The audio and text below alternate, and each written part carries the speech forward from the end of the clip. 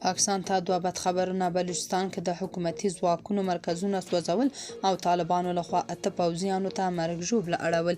جزئیات هم دلته وګورئ او چینل هم سبسکرایب کړئ. د بلوچستان خزدار په اورناچ سیمه کې نامعلومو وسلوالو د پولیس او ملیشه ځواک یعنې لیوز مرکزونو ته اور ورته کړی دی. د ځایي پولیسو یوه چارواکي د نوم نه څرګندولو په شرط BBC ته وویل د شنبې پر ماښام ګڼ شمېر وسلوال اورناچ ښارګوټي ته ننوت چې د ځایي امنیتي ځواکونو کسان یې یرغمل کړل او د دواړو ځواکونو مرکزونو ته اور ورته کړ. دغه چارواکی وایي د وسلوالو شمېر نږدې 80 کسانو ته رسېده او له ښارګوټي د وتلو پر مهال د امنیتي ځواکونو وسلې هم له ځانه سره وړي.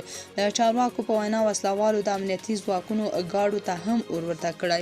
دغه چارواکی وایي وسلوال په اورناچ ښارګوټي کې تر څه کم 1 ساعت پورې ګرځېدل او د تلو پر مهال د پولیسو یو ګاډی هم له ځانه سره بیولی دی. د بلوچستان کورنیو چارو ایالتي وزارت یو لوړپوړی چارواکی په دې هکله وایي وسلوالو د پولیسو له مرکزه نږدې 10 او د لیوز له مرکزه 2 ټوپک له ځانه سره وړي دي.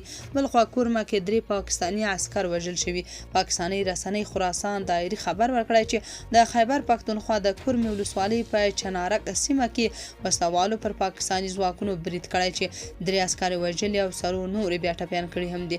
په راپور کې راغلي چې وسلوالو بریدګرو د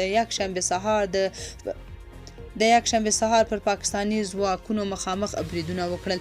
دغه بریدونه د کورمې ولسوالۍ د علیزي او پاړه چنار سیمې ترمنځ په چنارک سیمه کې شوي دي. د یاد برید مسؤلیت تحریک طالبان پاکستان منلی او 8 پوځیانو ته د مرګ ژوبلې اړولو ادعا یې کړې. تاسو په دې اړه څه نظر لرئ؟ کمنټ کې شریک او چینل هم سبسکرایب کړئ.